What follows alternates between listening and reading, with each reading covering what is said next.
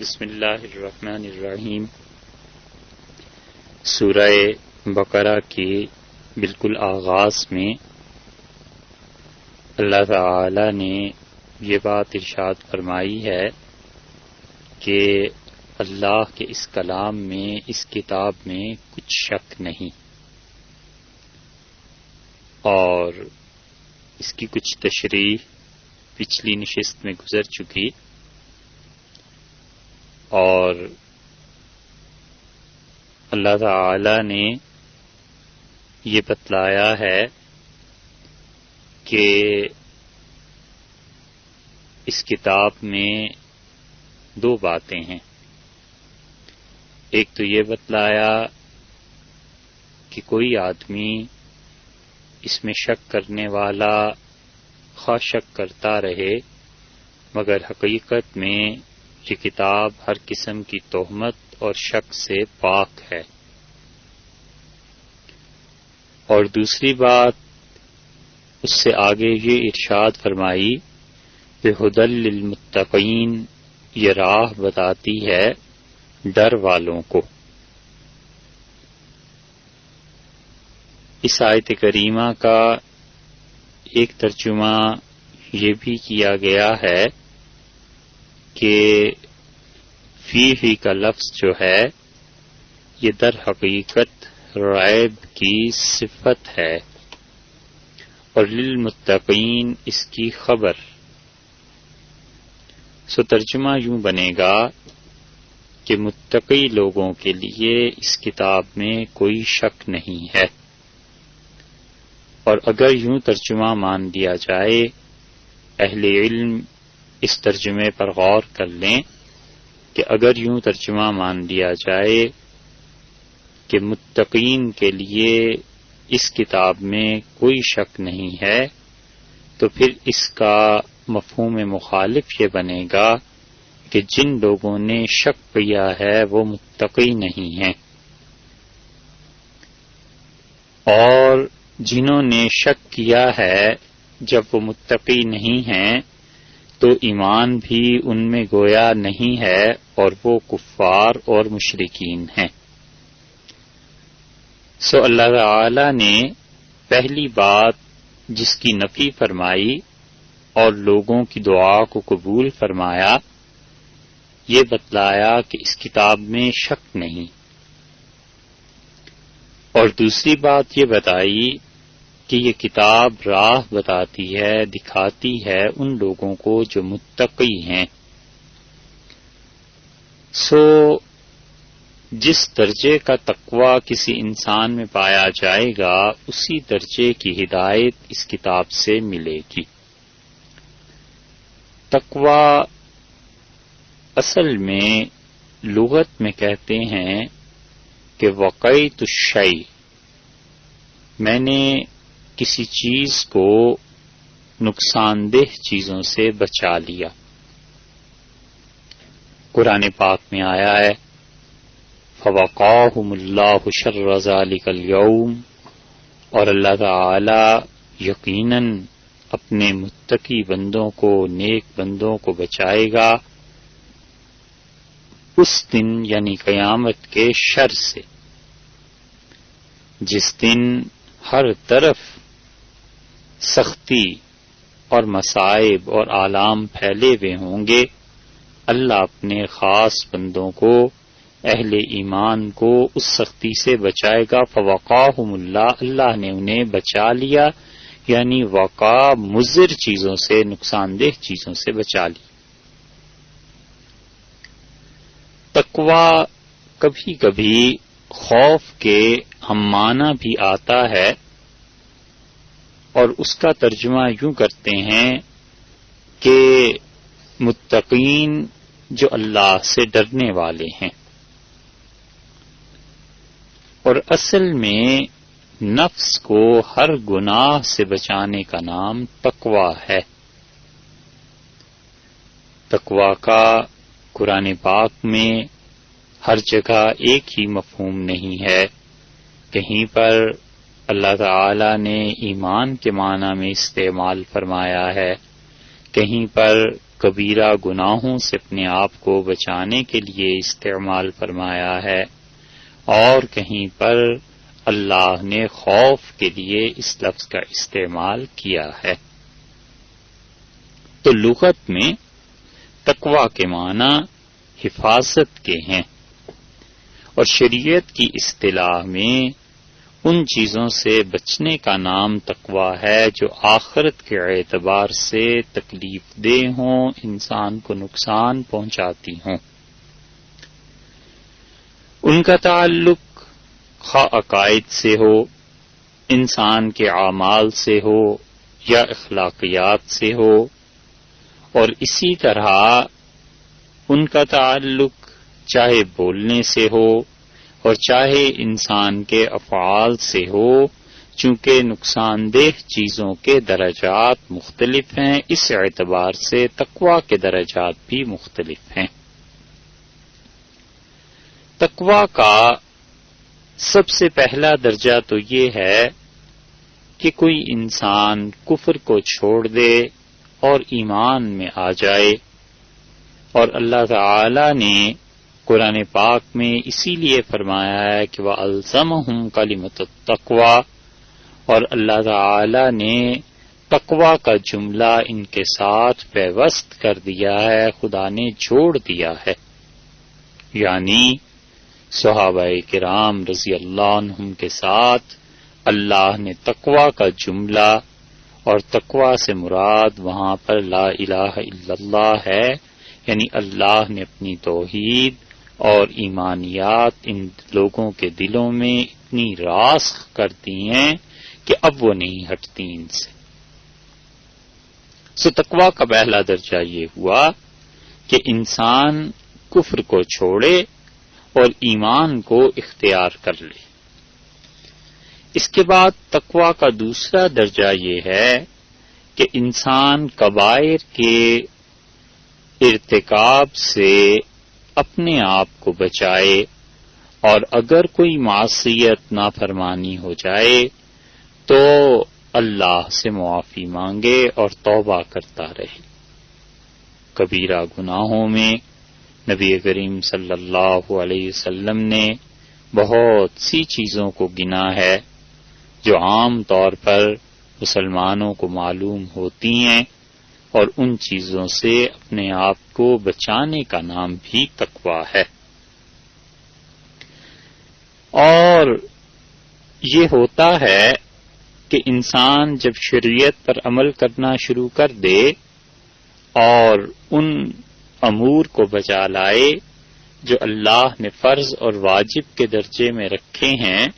تو ان کی مواظبت سے بالعموم انسان کی کبیرہ گناہوں سے حفاظت ہو جاتی ہے۔ کبائر سے اپنے آپ کو بچانا اور اللہ کی اطاعت میں فرض اور واجب چیزوں کو بچا لانا، یہ تقویٰ کا دوسرا درجہ ہے۔ تقویٰ کا تیسرا درجہ یہ ہے کہ انسان صغیرہ گناہوں پر اصرار کو چھوڑ دے، اور جو چھوٹے چھوٹے گناہ بھی ہوتے ہیں وہ انسان کو نقصان پہنچاتے ہیں، چھوٹے چھوٹے گناہوں سے بڑے بڑے گناہوں کی طرف مائل ہوتا ہے، اپنے آپ کو اللہ کی نافرمانی سے محفوظ رکھے، چاہے وہ بڑا گناہ اور چاہے وہ چھوٹا گناہ، صغائر سے اپنے آپ کو محفوظ رکھنے کا نام بھی تقویٰ ہے۔ اسی لیے اہل علم نے یہ اشعار نقل کیے ہیں، اور وہ عربی کے اشعار میں یہ کہتے ہیں کہ خلص ذنوب صغیرہا، اور گناہوں سے باز آ جاؤ، چھوڑ دو انہیں، اللہ کی نافرمانی سے بچو، خواہ وہ گناہ چھوٹے ہوں، وکبیرہا ذاک التقیٰ، اور خواہ وہ گناہ بڑے ہوں، اور یہ ہے تقویٰ کی حقیقت۔ وَاصْنَعْ کَمَاشٍ،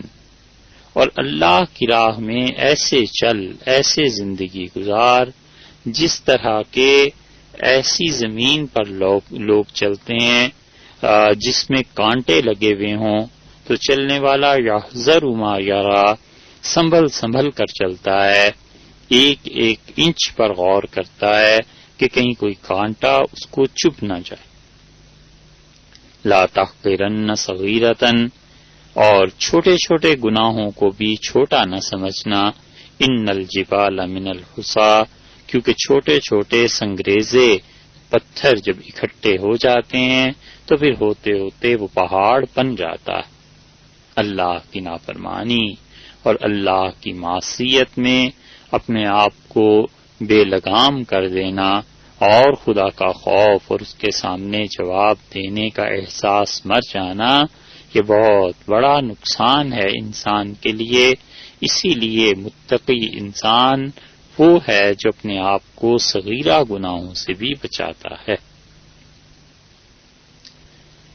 حضرت عمر رضی اللہ عنہ نے حضرت ابی بن کعب رضی اللہ عنہ سے تقوی کی حقیقت دریافت کی تو انہوں نے یہ عرض کیا کہ آپ کسی ایسے راستے سے گزرے ہیں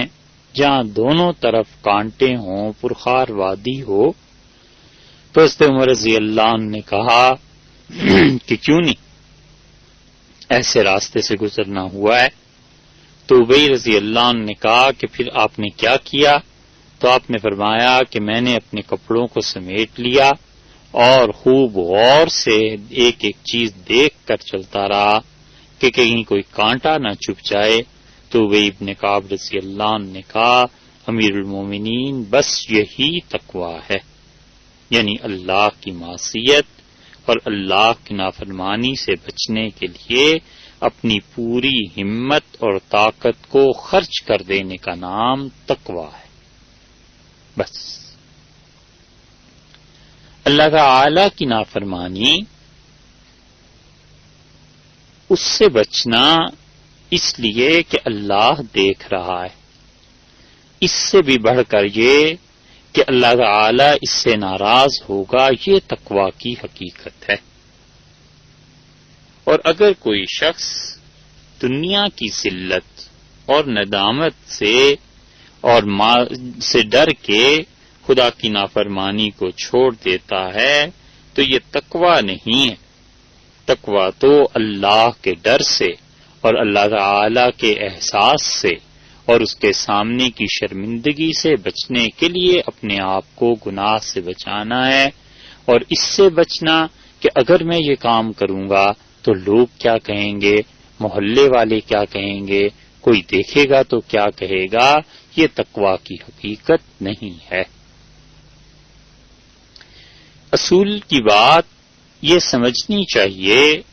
کہ انسان زندگی بھر جو چیزیں اللہ کے راستے میں اللہ تک پہنچنے کے لیے توڑتا رہتا ہے، ان میں ایک بہت بڑا بت یہ بھی ہے کہ لوگ کیا کہیں گے. اس جملے کا ایک مفہوم تو وہ ہے جو صحیح معنی میں عرض کیا جائے گا،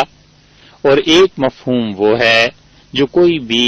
غلط اپنے طور پر اخذ کر سکتا ہے. بہت سی چیزیں ایسی ہیں جن سے انسان بچتا ہے کہ لوگ کیا کہیں گے. ہے یہ بھی اچھی بات کہ معاشرے میں امن اور اطمینان قائم رہتا ہے. ایک آدمی کھلے بندوں کوئی گناہ کا ارتکاب نہیں کرتا اور وہی گناہ تنہائی میں کر لیتا ہے اور وہ سوچتا ہے کہ لوگوں کے سامنے نہیں کرنا، لوگ کیا کہیں گے. ہے اچھی بات، اس میں شبہ نہیں ہے، کیونکہ اگر اس شرم و حیا کو بھی اتار دیں تو پھر معاشرے میں انارکی پھیل جائے اور تباہی مچ جائے.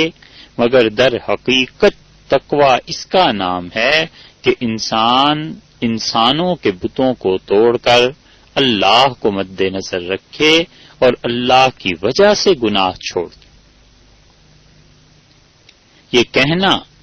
یہ سمجھنا کہ لوگ کیا کہیں گے، اللہ کے اچھے بندے جو تقوی کے حقیقی مقام پر فائز ہوتے ہیں، ان کے لیے لوگوں کا اور مخلوق کا عدم اور وجود برابر ہو جاتا ہے، اور انہیں قطعاً اس بات کی پرواہ نہیں ہوتی کہ لوگ کیا کہیں گے. اور نہ وہ لوگوں سے ڈرتے ہیں، نہ وہ لوگوں سے کوئی امید رکھتے ہیں. حق بات جو انہیں کہنی ہے وہ کہتے ہیں، قطع نظر اس کے کہ پورا ملک اور مملکت ان کی مخالفت کرے، وہ جس بات کو حق سمجھتے ہیں وہ کہتے ہیں، کیونکہ لوگوں سے لینا نہیں دینا نہیں۔ وہ انسان جو لوگوں کی مذمت سے خائف ہو اور لوگوں کی مذمت کی وجہ سے حق کو چھوڑ دے، اور جو انسان لوگوں کی تعریف کا خواہاں ہو اور لوگوں کی تعریف کی وجہ سے نیکی کرے، ایسی نیکی اللہ کے ہاں منہ پر مار دی جائے گی اور ایسا خوف اس پر پکڑ ہو جائے گی، کیونکہ اس انسان نے مخلوق کے خوف کی وجہ سے نیکی کی ہے اور مخلوق کی وجہ سے اس نے گناہ کو چھوڑا ہے۔ اس لیے یہ جو بعض لوگوں کے حالات پڑھنے میں معلوم ہوتا ہے کہ اللہ کے اچھے بندے تھے اور انہوں نے کوئی بات کہی اور عوام نے ان کو رد کر دیا اور لوگ ان کے خلاف ہو گئے اور لوگوں نے اس بات کو صحیح نہیں سمجھا اور حق کے درپے ہو گئے، تو وہ در حقیقت جن لوگوں کے درپے ہو گئے تھے وہ لوگ ناکام نہیں ہوئے، ناکام عوام ہوئی۔ ہر وہ آدمی جو یہ چاہتا ہے کہ حق بات کہہ کے اس کا کریڈٹ لوگوں سے وصول کرے، وہ نیکی لوگوں کے لیے کرتا ہے، قیامت میں یہ اس کے خدا بن جائیں تو اسے نیکی کا کریڈٹ دیں۔ اگر وہ اللہ کے لیے کرتا ہے تو اس کے لیے مخلوق کا عدم اور وجود برابر ہے۔ اللہ کی حقیقی توحید جب دل میں گھر کر جاتی ہے تو اسے مخلوق کی پرواہ نہیں رہتی، وہ کہتا ہے کہ میں نے حق کے ساتھ جینا ہے، حق کے ساتھ مرنا ہے، حق بات کہنی ہے، سچائی کے ساتھ چلنا ہے، قطع نظر اس کے کہ لوگ مجھے بدنام کریں یا لوگ مجھے اچھا کہیں۔ اور یہ وہ چیز ہے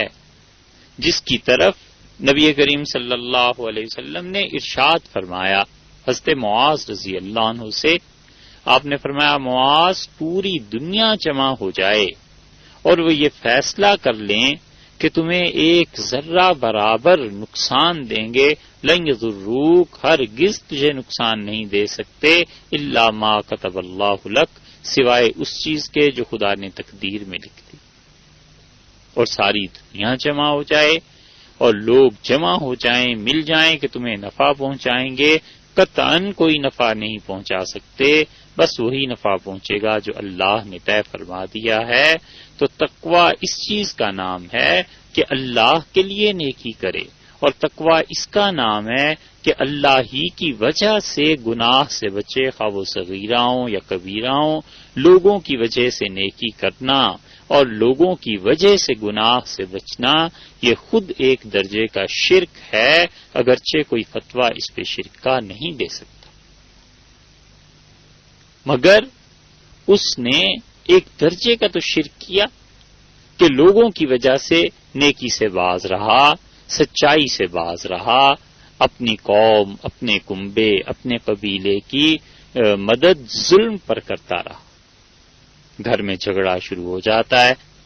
ایک طرف والدین آ جاتے ہیں، ایک طرف بیوی آ جاتی ہے، حق کس طرف کو ہے، سچائی کس طرف کو ہے۔ اب یہ اپنی بیوی کا ساتھ اس لیے نہیں دیتا کہ اگر میں نے بیوی کا ساتھ دیا والدین ناراض ہو جائیں گے اور بھائی ناراض ہو جائیں گے اور فیملی کیا کہے گی، تو ان سب کو ایک طرف رکھ لے اور حق اور سچائی کو ایک طرف رکھ لے، جس طرف کا پلڑا بھاری ہے بس انسان کا تقوی ادھر ہی چلا جاتا ہے۔ لوگوں کی وجہ سے نیکی کرنا یہ ریاکاری ہے، لوگوں کی وجہ سے گناہ چھوڑ دینا یہ منافقت ہے۔ اسی گناہ کا ارتکاب تنہائی میں بھی تو کرتا ہے، اللہ کے لیے کیوں نہیں چھوڑ دیا؟ اپنی قوم، اپنے کنبے، اپنے قبیلے کی مدد ظلم پر کرنا یہ تعصب ہے۔ اس لیے حقیقی تقوی یہ ہے کہ انسان لوگوں کی مدح، ستائش، مذمت ان سب چیزوں سے بلند و بالا ہو کر سوچے، اور جن لوگوں کی زندگیاں حقیقی تقوی کے مقام پر فائز تھیں انہیں قطعاً کوئی پرواہ نہیں تھی کہ لوگ کیا کہیں گے، عوام کیا کہیں گے۔ انہوں نے ووٹ تو نہیں لینے تھے، انہوں نے حق کا کریڈٹ لوگوں سے تو نہیں لینا تھا. انبیاء علیہ الصلوۃ والسلام اپنی قوموں میں آئے ہیں اور قوموں نے رد کر دیا، حتیٰ کہ پوری قوم میں ایک شخص ایسا نہیں تھا جو نبوت کی پیروی کرے، اور انبیاء علیہ الصلوۃ والسلام کو قتل تک کر دیا گیا. تو آپ کیا سمجھتے ہیں، کیا نبوت ناکام ہو گئی؟ نبوت ناکام نہیں ہوئی، ناکام وہ امت ہو گئی جو اپنے نبی کو پہچان نہیں سکی.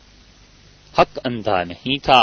اندھے وہ لوگ تھے جن کے درمیان حق سورج کی طرح چمکتا رہا، اور ان اندھوں کو کچھ نظر نہیں آیا اور انہوں نے اپنے اندھے پن کا ثبوت دیا.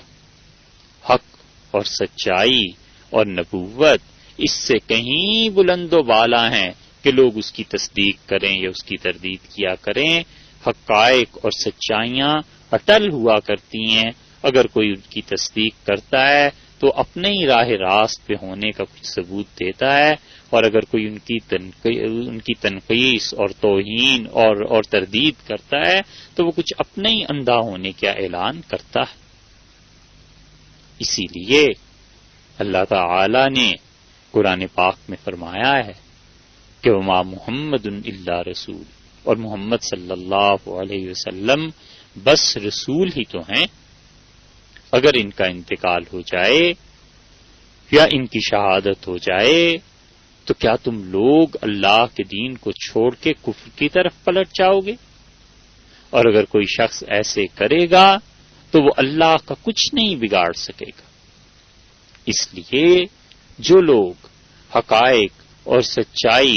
اور ان چیزوں کے کسی سورس کے ہٹ جانے کے بعد غلط روش کو اختیار کر لیتے ہیں، وہ اپنا ہی کچھ بگاڑتے ہیں. اللہ کے تقدیر اور اللہ کے فیصلوں پر اس کے بگاڑ کا کیا اثر پڑے گا؟ سو تقویٰ حقیقتاً یہ ہے کہ اللہ کی ساری مخلوق کو اس کا وجود اور عدم برابر سمجھے،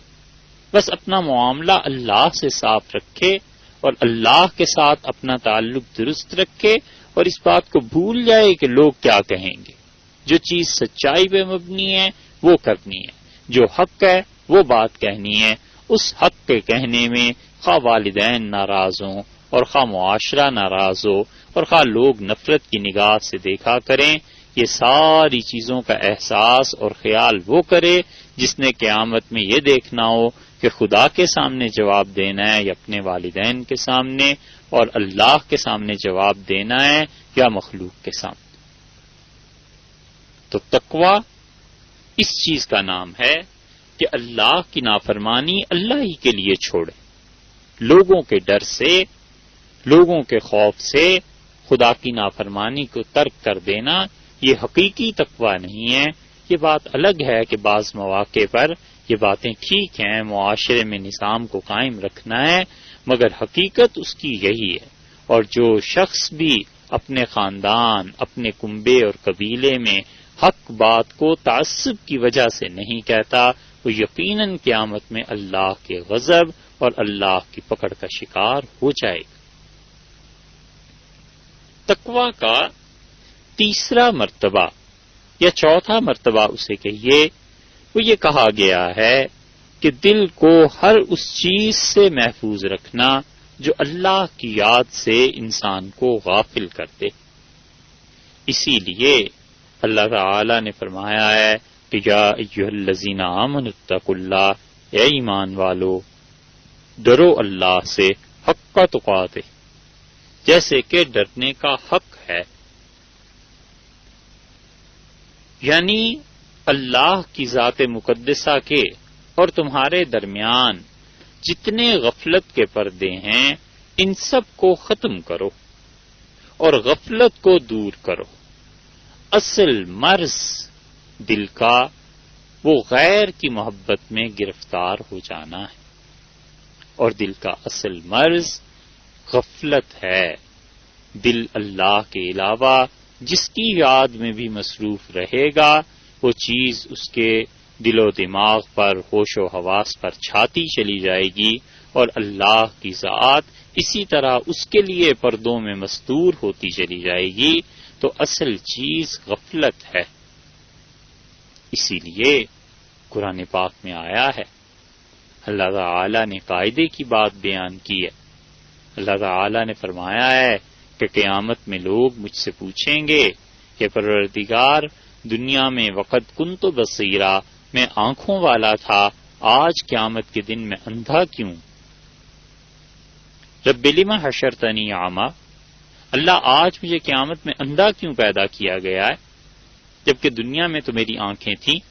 اللہ تعالیٰ فرمائیں گے کہ جاءت کا آیاتی، تمہارے پاس حق پہنچا تھا، سچائی پہنچی تھی، صحیح بات پہنچی تھی، فنسیتہا، تم نے اسے بھلا دیا اور بھول گئے، وَكَذَلِكَ الْيَوْمَ تُنسَىٰ، اسی طرح آج میں نے بھی تمہیں بھلا دیا۔ جس طرح حق بات کو دیکھنے کے لیے تم اندھے تھے، آج ہم نے اسی حقیقی صورت کو تمہارے سامنے کر دیا، تم آج اندھے ہی ہو۔ تو انسان ہر وہ چیز جو اللہ کی یاد سے انسان کو غافل کرے اس سے بچے، یہ تقویٰ کا آخری درجہ ایک اعتبار سے کہہ لیجئے کہ انسان اپنے دل کو اللہ کے ساتھ جوڑ دے۔ جو چیز بھی غافل کرتی ہے اس کو دور کرے۔ غفلت کا پردہ دولت کے ذریعے پڑ جاتا ہے، اور دولت حرام، حلال، جائز، ناجائز، سودی کاروبار اور یہ سب چیزیں اس کو ہمیشہ یہی نظر آنے لگتی ہیں، اور نتیجہ اس کا یہ نکلتا ہے کہ اللہ بھول جاتا ہے اور دولت آ جاتی ہے۔ عہدہ اللہ تعالی کو بھلا دیتا ہے، اور عہدہ ہی ہر طرف نظر آتا ہے کہ میں سب سے بڑا ہوں، اور میری حکومت ایسی ہے، اور میرے پاس اتنی طاقت ہے، اتنی سلطنت ہے۔ اللہ تعالی نے ایسے ہی لوگوں کے متعلق فرمایا ہے کہ قیامت کے دن ان کے سر پر کھولتا ہوا پانی جہنم میں ڈالا جائے گا، اور فرشتے کہیں گے ذق، چکھ اس پیپ کو، خون کو، گرم پانی کو، انک انت العزیز الکریم، تو دنیا میں کہتا تھا یا بڑا غالب بنتا تھا، بڑی عزت والا بنتا تھا، آج پتہ چلی اس دنیا کے قول کی حقیقت۔ سو اس لیے جو چیز انسان کے ہوش و حواس پر چھا جائے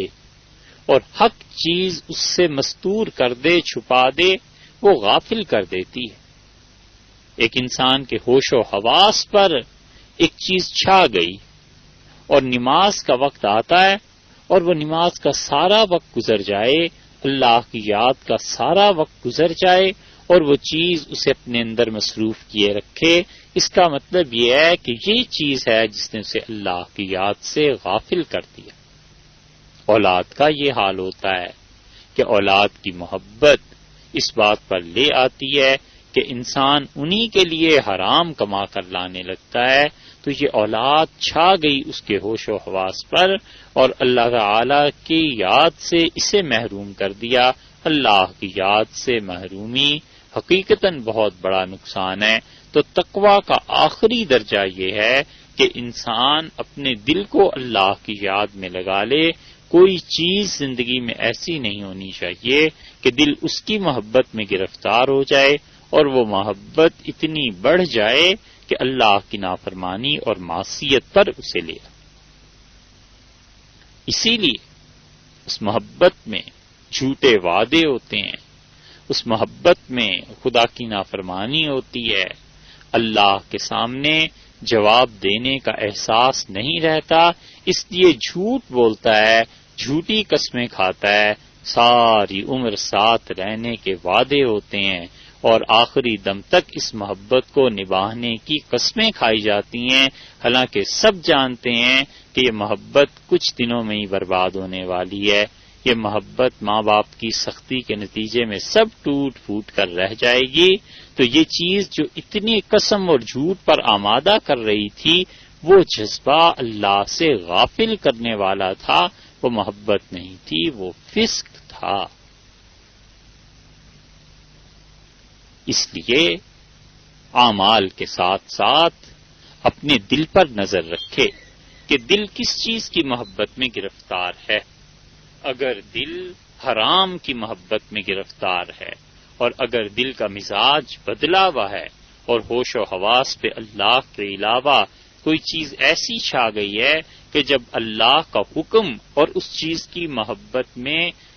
دونوں میں تقابل کا وقت آتا ہے تو اس چیز کو ترجیح ملتی ہے اور اللہ کا حکم ٹال دیا جاتا ہے، تو یہ یقیناً بڑی غفلت کی بات ہے. اپنے آپ کو اس غفلت سے نکالنا چاہیے. اصل جرم غفلت ہے، اور اصل جرم دل کا اللہ کے علاوہ کسی کی یاد میں محو ہو جانا ہے، سرشار ہو جانا.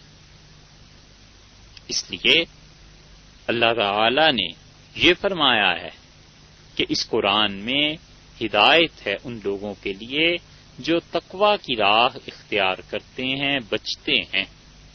تو جو انسان جتنا بھی تقوی کے درجے میں ہوگا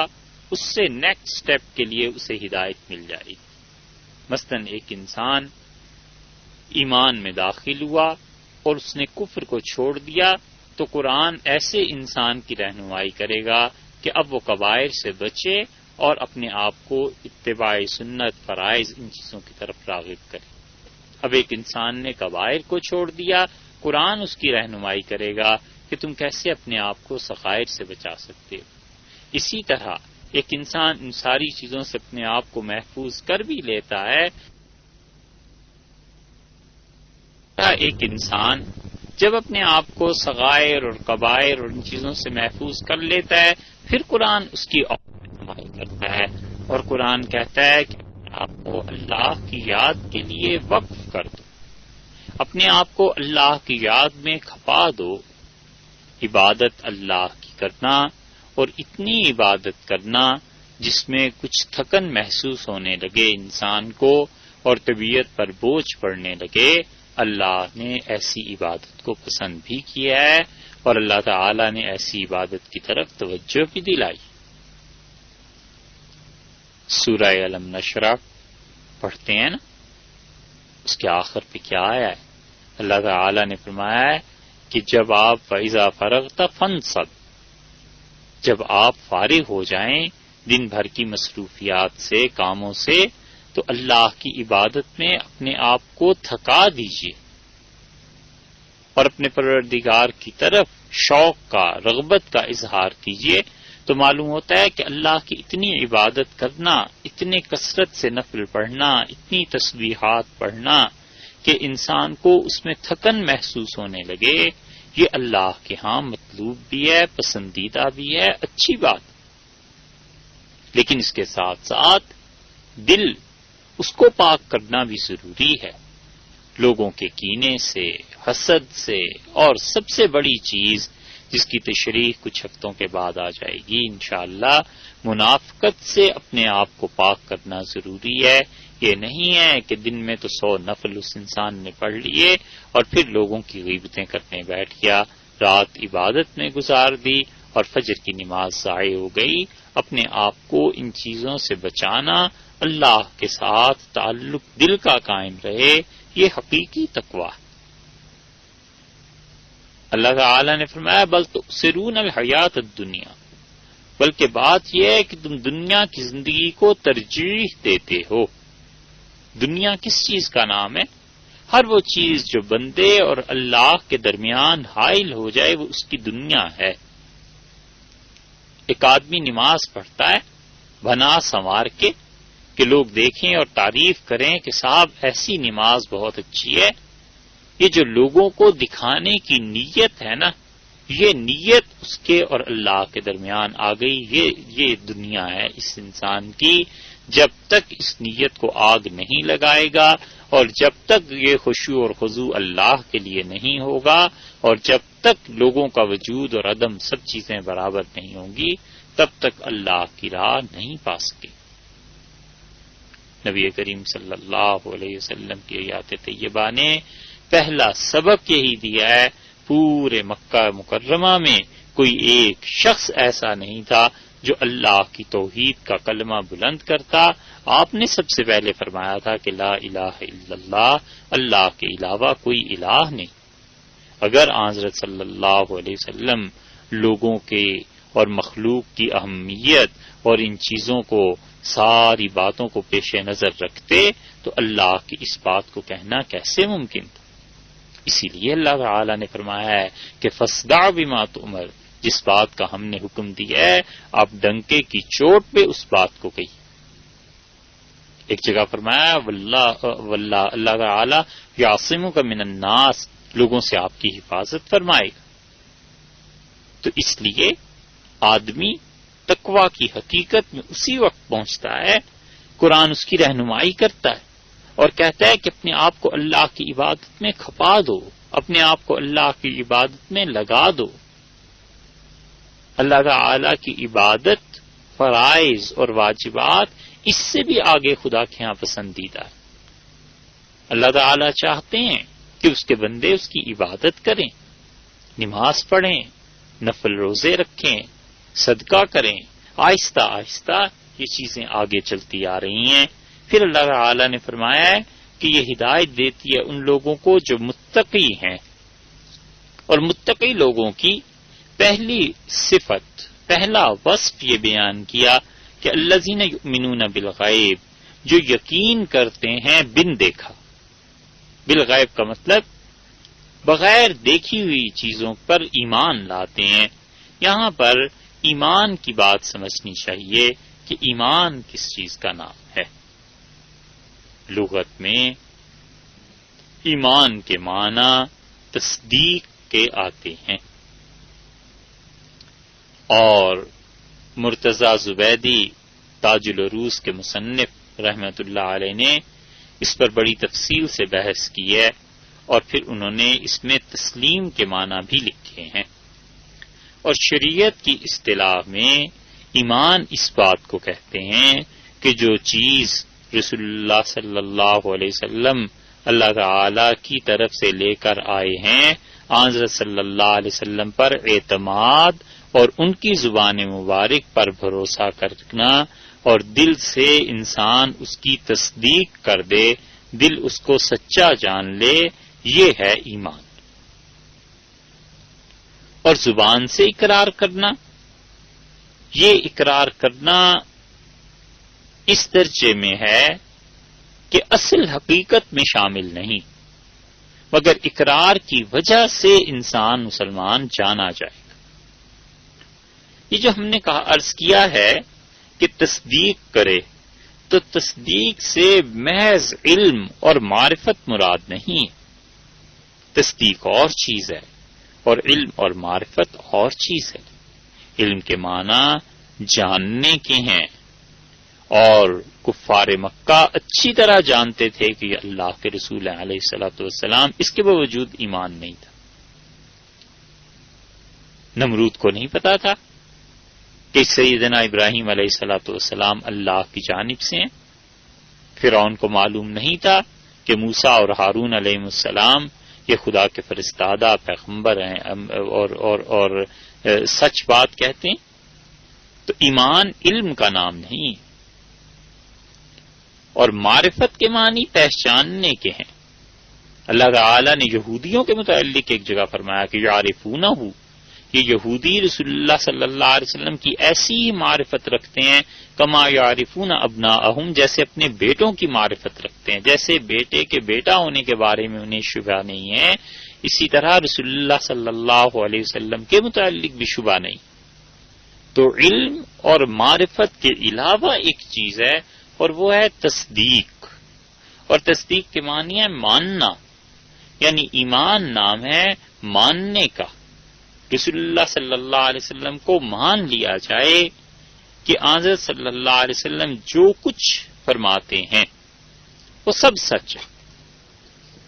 اور ایمان کی مختلف تعریفات کی گئی ہیں، سب کا ماحصل، سب کا نچوڑ ایک ہی ہے، اور وہ اتنی بات ہے کہ حضرت صلی اللہ علیہ وسلم کی زبان مبارک کا اعتبار ہے، غیب جو چیزیں بن دیکھی ہیں ان کو ان کے اعتبار پہ مان لینا کہ حضرت صلی اللہ علیہ وسلم جو کچھ فرماتے ہیں سچ فرماتے ہیں۔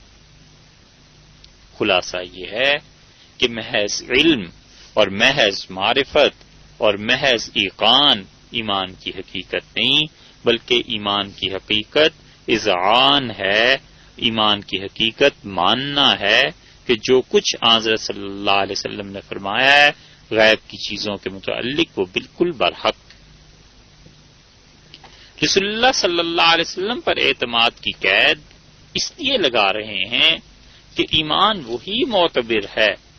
جو رسول اللہ صلی اللہ علیہ وسلم کے کہنے سے ہے۔ اگر نبی علیہ الصلوۃ والسلام پر اعتماد اٹھ جائے اور ان پر بھروسہ نہ رہے اور کسی اور پر اعتماد اور بھروسہ کر کے وہی چیز مان لی جائے جو نبی علیہ الصلوۃ والسلام نے کہی ہے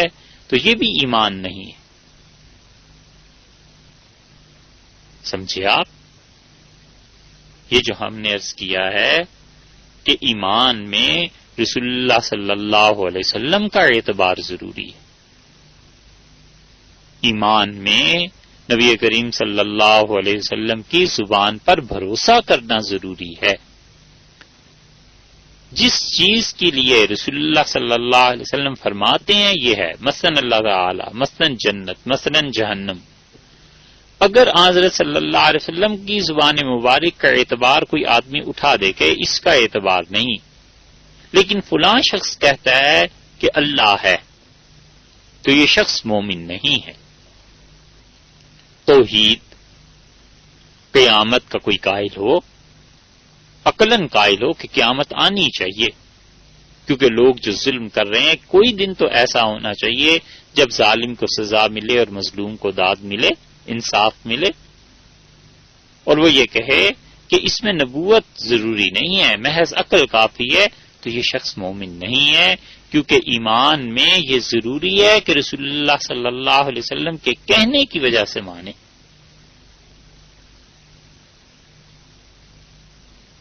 اس لیے اللہ کی توحید اس کے بہت سے فلاسفہ بھی قائل ہوئے، یونان کے فلسفی بہت سی خدا کی صفات کا اثبات اور اقرار کرتے تھے۔ تو وہ جو فلاسفہ کی توحید ہے، کوئی فلسفی کہہ دے کہ قیامت آئے گی، اس پر اعتبار کرنا اور اس کی وجہ سے تصدیق کرنا، یہ ایمان نہیں ہے۔ ایمان نام ہے رسول اللہ صلی اللہ علیہ وسلم کی وجہ سے تصدیق کرنا کہ حضرت صلی اللہ علیہ وسلم نے یہ فرما دیا ہے اور یہ حق ہے، اس لیے یہ ہے ایمان۔ اسی طرح ایمان کے معاملے میں دین کی باتوں کو ماننا اسی طرح مانے جس طرح حضرت صلی اللہ علیہ وسلم نے بتلایا ہے۔ اگر کوئی شخص دین کی باتوں کو مانے، قرآن پاک کو مانے اور قرآن کے الفاظ کو ایسے نہ مانے جیسے رسول اللہ صلی اللہ علیہ وسلم نے کہا ہے، تو یہ بھی ایمان نہیں، یہ کفر ہے۔ مثلا قرآن پاک میں بار بار آیا ہے نا کہ زکوٰۃ دو، تو ایک آدمی کہتا ہے کہ زکوٰۃ دینے سے مراد یہ نہیں ہے کہ کوئی خاص نصاب ہو اور اس میں اتنے فیصدی زکوٰۃ دی جائے اور اونٹوں، بھیڑوں، بکریوں پر ایسے زکوٰۃ دی جائے، بلکہ اس سے مراد یہ ہے کہ اپنے دل کو پاک کرو۔ تو یہ شخص ایمان کی بات نہیں کر رہا، کیونکہ شریعت نے یہ بتایا ہے اور رسول اللہ صلی اللہ علیہ وسلم نے بتلایا ہے کہ کتنے مال میں سے کتنے مال پہ زکوٰۃ فرض ہو جاتی۔ تو زکوٰۃ کی جو حقیقت حضرت صلی اللہ علیہ وسلم نے بتلائی ہے، دین کی وہ بات ماننا معتبر ہے، کسی اور آدمی کا اعتبار نہیں ہے۔ اگر کوئی شخص شریعت کی ان چیزوں کی حقیقت کو بدل دے تو یہ دین کا مذاق اڑانے کا نام ہے، یہ ایمان نہیں۔ ایمان میں اصل چیز تو دل کا تصدیق کرنا ہے، اور زبان سے جو اقرار ہے یہ اس درجے میں تو ضروری ہے کہ اگر کوئی پوچھے تو آزادی سے یہ انسان کہہ سکے کہ میں مومن ہوں، میں ان تمام چیزوں کو مانتا ہوں، تسلیم کرتا ہوں، جانتا ہوں جو حضرت صلی اللہ علیہ وسلم نے ارشاد فرمائی ہیں۔ اور جو لوگ اقرارم باللسان میں چھوٹ دیتے ہیں، رعایت دیتے ہیں، وہ اس وجہ سے کہ وہ کہتے ہیں کہ کسی انسان پر جبر ہو جائے، کوئی کہے کہ تمہیں مار دوں گا، اور وہ شخص یا گونگا ہے زبردستی ہو رہی ہے اس پہ کہ وہ کفر کا کلمہ کہے تو محض زبان سے کفر کا کلمہ کہہ دیتا ہے اور دل سے اللہ کی تصدیق موجود ہے، زبان سے نہیں کہہ سکتا، گونگا ہے تو بھی وہ مسلمان ہے، یا زبان سے کفر کا کلمہ کہہ دیتا ہے اس لیے کہ ڈر ہے، ہمت نہیں پڑتی موت کے لیے، اور ڈر سے کفر کا اقرار کر لیتا ہے اور دل میں تصدیق موجود ہے، تو یہ انسان مسلمان ہے۔ یا فرض کیجئے کسی انسان نے اسلام کو قبول کیا اور دل سے اس نے تصدیق کر دی، مان گیا، جان لیا، یہ سب چیزیں ہو گئیں، اور ابھی زبان سے اقرار کی نوبت نہیں آئی تھی کہ اچانک مر گیا، تو یہ شخص بھی اللہ کے ہاں مومن ہے، چاہے ہم اس کا جنازہ نہیں پڑھیں اور چاہے ہم اس کے لیے دعا نہیں کریں، کیونکہ ہمارے پاس اس کا کوئی ثبوت نہیں ہے۔ اور اسی طرح جس شخص کے دل میں تصدیق نہیں ہے اور وہ اندر سے انکار ہے، نہ اللہ تعالی کو مانتا ہے، نہ حضرت صلی اللہ علیہ وسلم کی زبان مبارک کا اعتبار ہے، نہ جنت اور جہنم کا قائل ہے، محض لوگوں کے سامنے اقرار کرتا ہے، تو یہ اقرار کوئی چیز نہیں ہے، وہ شخص حقیقت میں کافر ہے، کیونکہ اللہ اس کے دل کے حالات کو جانتا ہے، چاہے ہم اس کا جنازہ پڑھیں اور چاہے ہم اس کے لیے دعا کریں، تو دل کی جو تصدیق ہے اصل چیز وہ ہے۔ اسی لیے امام غزالی رحمۃ اللہ علیہ نے اپنی کتاب التفرقہ میں بڑی صراحت سے یہ بات لکھی ہے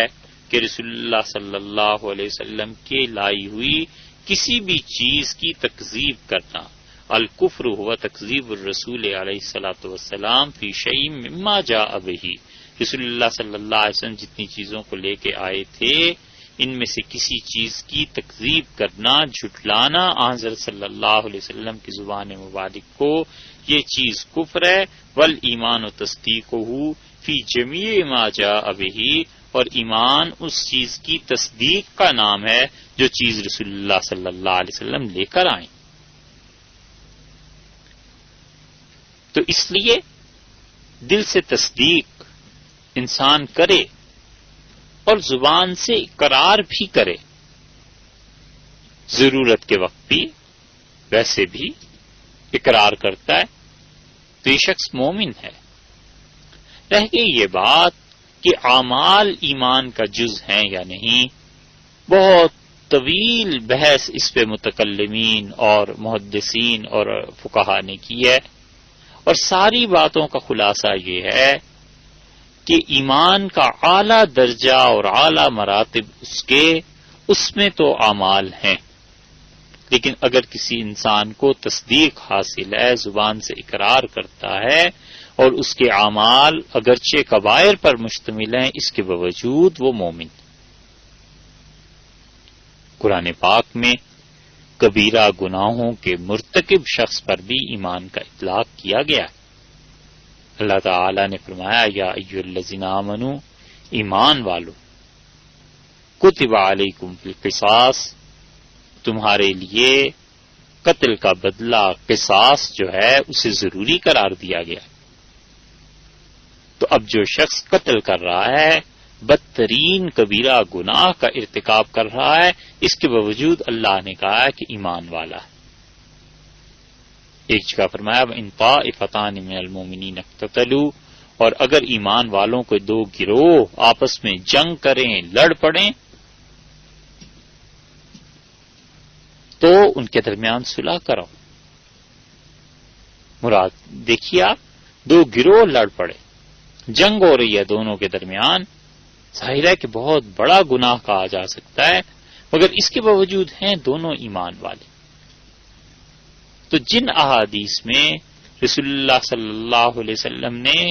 کسی کبیرہ گناہ پر کفر کی بات فرمائی ہے، وہ اس لیے کہی ہے کہ لوگ کئی کبیرہ گناہوں پر جرأت نہ کرنے لگیں، وہ ڈریں، بچیں اس چیز سے۔ یہ مراد نہیں ہے کہ اس کی حقیقت میں تصدیق ہی ختم ہو جائے گی۔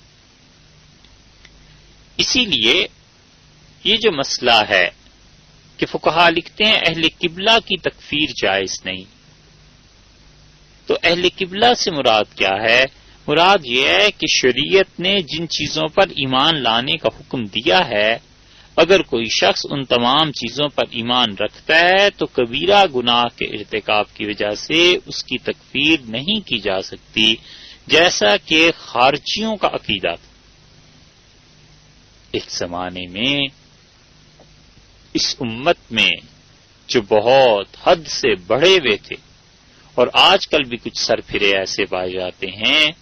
جو ذرا سا کسی سے کسی کبیرہ گناہ کا ارتکاب دیکھ لیں تو فوراً اس پہ کفر کا فتویٰ لگائیں گے۔ ان کی روک تھام کے لیے، انہیں سمجھانے کے لیے فقہا نے بتلایا کہ اہل قبلہ کی تکفیر جائز نہیں ہے، کیونکہ کبیرہ گناہ اول تو جو تم دیکھتے ہو وہ ہے بھی کبیرہ گناہ یا نہیں،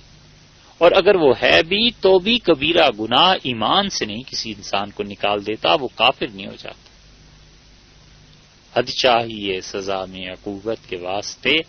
آخر گناہ گار ہوں، کافر نہیں ہوں میں۔ ان خارجیوں کا پہلا نشانہ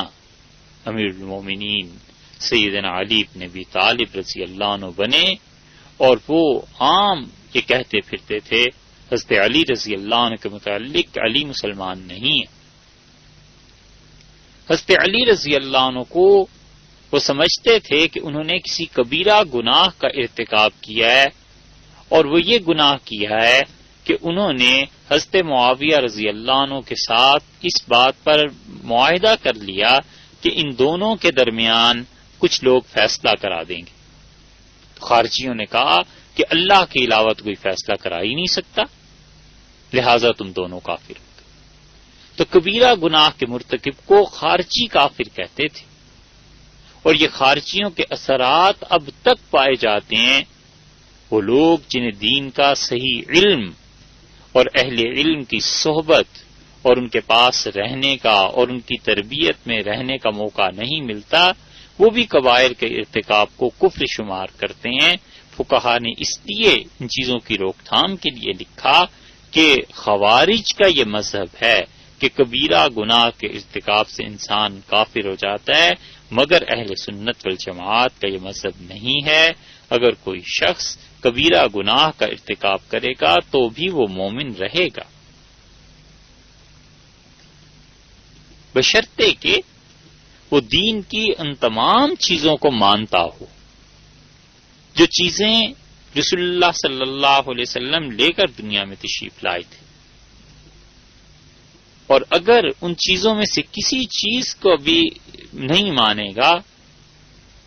تو وہ پھر تکذیب ہو جائے گی علیہ باللہ، اور وہ کفر ہے۔ حضرت مجدد الفسانی رحمۃ اللہ علیہ نے بہت واضح طور پر اپنے مکتوبات میں یہ عبارتیں لکھی ہیں اور بتلایا ہے بڑی تشریح سے کہ دین کی بنیادی چیزوں میں سے کسی بھی چیز کا انکار کفر ہے، اور انہوں نے ایمان پر بحث میں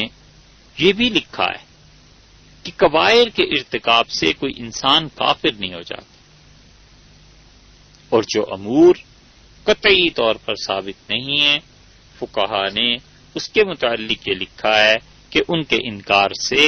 کوئی آدمی چونکہ قطعی طور پر ثابت نہیں، اس لیے وہ کافر بھی نہیں ہوگا۔ اور ایمان کے لیے کفر سے برات اور بیزاری شرط ہے۔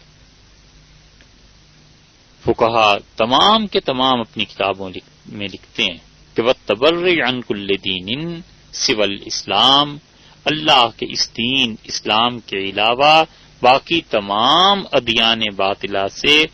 بیزاری کا اظہار کرے، یہ ہے وہ چیز جو اسے اسلام میں داخل کرتی ہے یا جس چیز سے وہ مسلمان ہوتا ہے۔ نبی کریم صلی اللہ علیہ وسلم نے اسی لیے بعض چیزوں کو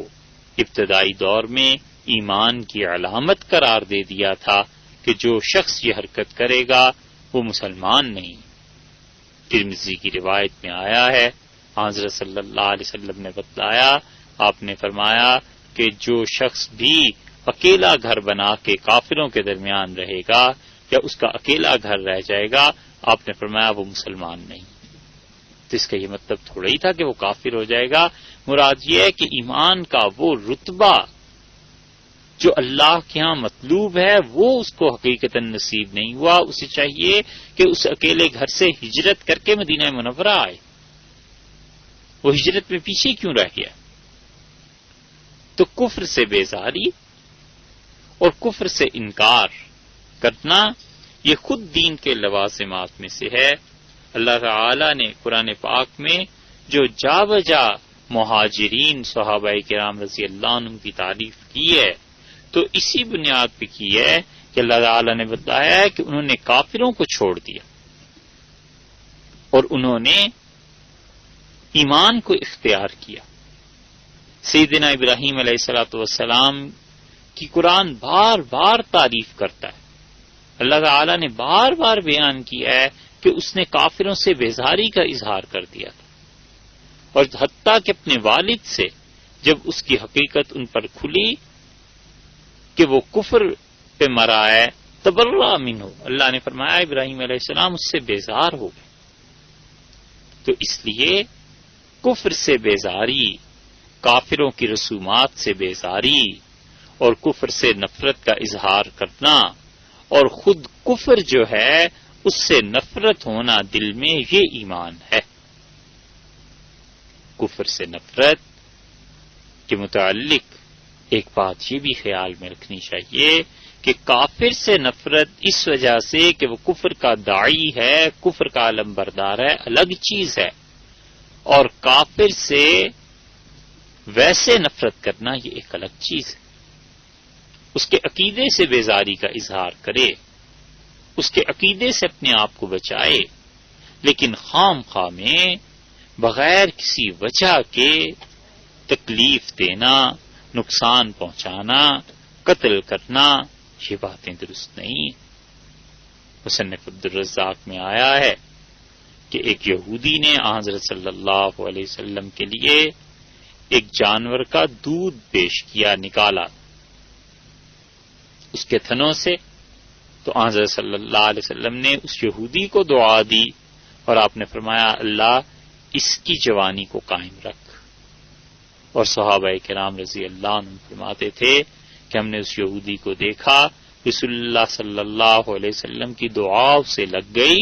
اور اس کی عمر 60 برس سے زیادہ ہو گئی اور اس انسان کے بال بالکل سیاہ تھے، کیونکہ رسول اللہ صلی اللہ علیہ وسلم کی عادت طیبہ یہ تھی کہ کسی انسان کا احسان ان کے ذمے نہیں رہا. بس ایک ہی آدمی کے احسانات کا اقرار ارشاد فرمایا ہے اور آپ نے فرمایا کہ سب دنیا کے احسانات لوگوں کے میں نے پورے کر دیے سوائے ابو بکر رضی اللہ عنہ کے. اور اسی حقیقت کو علامہ اقبال نے کتنے خوبصورت الفاظ میں کہا ہے کہ امن الناس پر مولائے، وہ سب سے زیادہ احسان کرنے والا میرے مولا اور آقا محمد صلی اللہ علیہ وسلم پر، یعنی حضرت ابوبکر رضی اللہ عنہ. تو رسول اللہ صلی اللہ علیہ وسلم کو یہ کیسے گوارا ہو سکتا تھا کہ ایک یہودی آپ کی خدمت چاہے وہ کتنی کم درجے کی کیوں نہ ہو وہ کرے، یعنی دودھ دو کر وہ لے آیا ہے تو حضرت صلی اللہ علیہ وسلم اسے بغیر اس کا اجر دیے ہوئے چھوڑ دیں. آپ نے فرمایا اللہ اس کے حسن کو قائم رکھے. تو کفر سے بیزاری اور کفر سے نفرت ضروری ہے، لیکن کافر کو تکلیف ایذا بغیر کسی وجہ کے پہنچانا یہ درست نہیں ہے. تو ایمان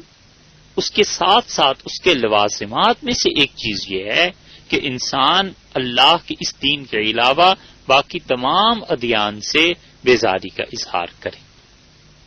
ایمان کی حقیقت